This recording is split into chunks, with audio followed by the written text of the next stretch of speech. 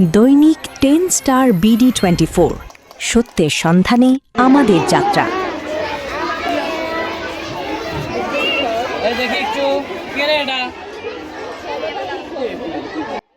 রাজারহাটে Islamia model মাদ্রাসায় বর্ণাঢ্য আয়োজনে মৌসুমী ফল উৎসব।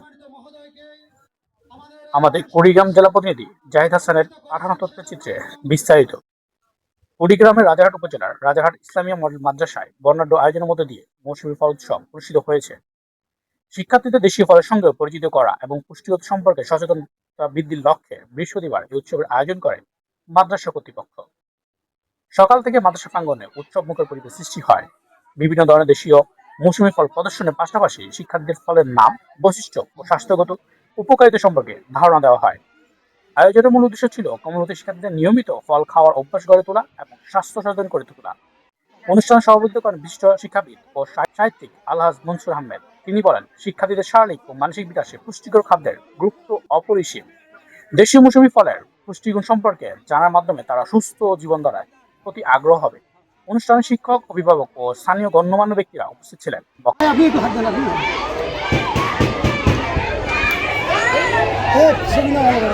আসসালামু আলাইকুম। আজকে ফল উৎসবের আয়োজনটা অনেক ভালো ছিল। ফল সম্পর্কে অনেক কিছু জানা হয়েছে, বিভিন্ন কুইজ প্রশ্ন ধরা হয়েছে এবং তার পুরস্কারও দেওয়া হয়েছে। শেষ আর নাই। আমাকে ভিডিওতে নেওয়া যাবে না? সেলফিতে নেওয়া লাগবে। সেলফিতে নেওয়া যাবে? অন্যায় হলো না? দেখেন কোনোটা যেন মিস না হয়, প্রত্যেকটা যেন থাকে। হ্যাঁ হ্যাঁ, না আগে অভিনয় শেষ। সামনের দিকে আগাই, সামনের দিকে আগাই। স্টুডেন্ট যারা আছেন ক্লাসে যারা আমি